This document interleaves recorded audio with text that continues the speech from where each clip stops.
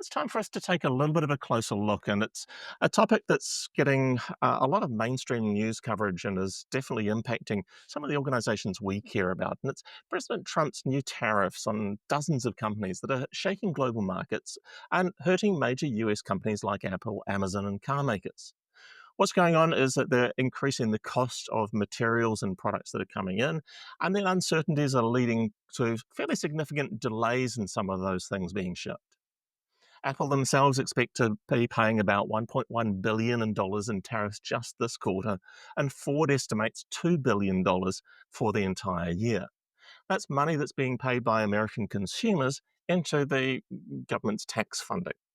The tariffs do aim to fix the trade imbalance, and the tariffs are being levied against foreign companies that sell more products to the United States than they buy from the States. And the objective is that this makes it more competitive for US based companies to build things, and this takes a while. There's our problem. There's a big lag time between having this tariffs come in and the jobs and the productivity on shore that the tariffs are supposed to encourage.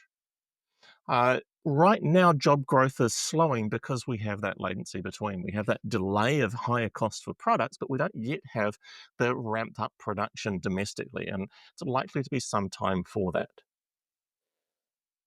Experts warn that the economy could suffer as it slows down and more costs are passed on to consumers. And of course, AI rears its head. That some people believe that this AI tools are going to be used to eliminate the people cost and lead to a reduction in employment. Now, historically, we've seen this panic that every new technology is going to take away jobs, and yet we don't have fewer jobs working in IT. We have more jobs caring and feeding those machines over time.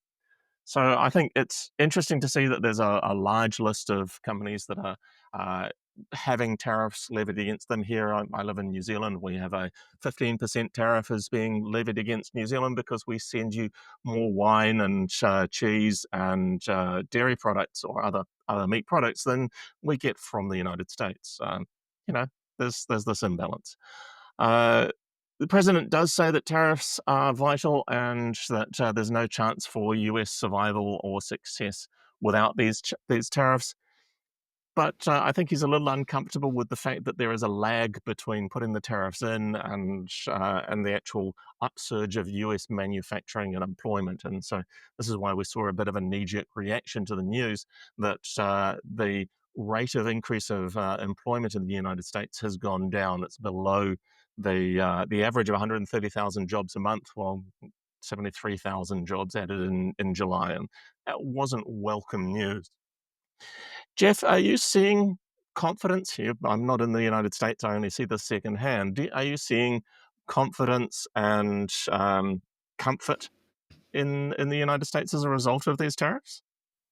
Before I answer that, I'm going to have to invoke my 30% tariff that just happened. So once I get paid for that, then I can reply.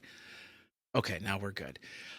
So I, this is amazing how one person can think that doing something like this is going to help overall when it has been proven time and time again that it does not work. uh, that going back to that broken wheel and trying to make a new version of that broken wheel is going to do it. And that's what really frustrates me because we're in the IT area, we see from everything from consumer products all the way up to enterprise products, the things that are just, we can't get to anymore. And we have to have those global tech supply chains, and enterprise IT definitely feeling that ripple effect through the whole thing. I personally had some work put on hold because they don't know what it's basically going to mean for technology and tariffs. That means I'm not working, they're not working, and nobody's winning off of this situation. So with companies like Apple expecting to pay that $1 billion in the quarter, it the cost increases are just accounting lines. They're pressure points, not just accounting lines. They're pressure points across procurement, across infrastructure, rollouts, and end user pricing. And that means potential delays, as you said, in refresh cycles, higher costs of everything.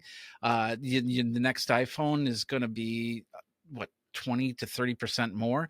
And when Apple tried to move to a different country to relieve themselves on different taxes, we got dinged for that as well. And building let's talk for a second about building infrastructure in the United States to alleviate this whole thing, because you just can't pop up a, an Amazon store in the middle of, Utah or something like that, and expect production to happen within under 12 months, because building a plant like that is more than just breaking ground and building the plant itself. Permits, environmental surveys, uh, government getting in the way to try and figure out where their cut's going to come in. And more than that, that's going to take more than 12 months alone. So if we were to build a plant, because we tried this, Foxconn was going to come to Wisconsin and do all this. And they went through so much red tape. They first started in Ohio. They went through red tape. They moved to Wisconsin. And then we ended up not getting Foxconn at all in the United States. So it just doesn't make sense. It's set up for failure. And that's what really frustrates me. Adding in things like AI, stressing infrastructure, that's the only option is to pay. And that means thinning staff and sending these bumps to the client. And that's what's really, I can see it. I don't understand why other people cannot, but I digress. I think the plan is a long term plan. It involves pain at the moment, and I think that pain is going to take some time to pass. Hopefully, some more of the trade deals negotiations go through, and we see some reductions in these tariffs over time. But that really comes down to the strength of those negotiations, the ability of those negotiating change.